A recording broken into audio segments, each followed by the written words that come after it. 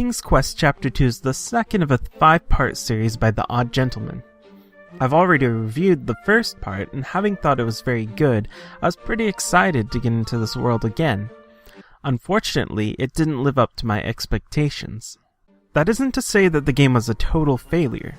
There were definitely parts of the game that were good. It still had the quirky humor that was abundant in the first chapter. It still had many of the mechanics that were in the first game.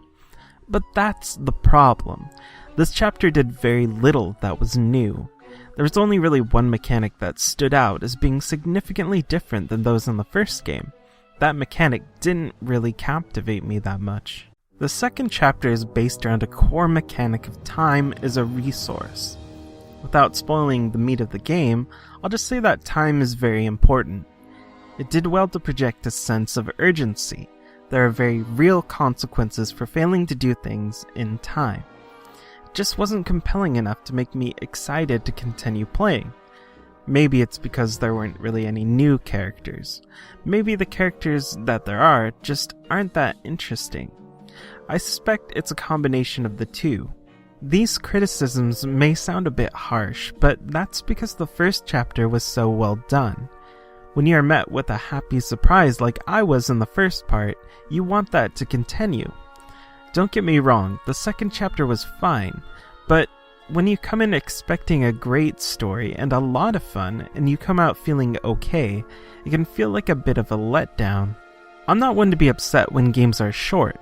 Some games actually benefit from being short. The problem is that shortness can make a game feel incomplete. Just because a game is an episode or a chapter doesn't mean it's okay to feel incomplete.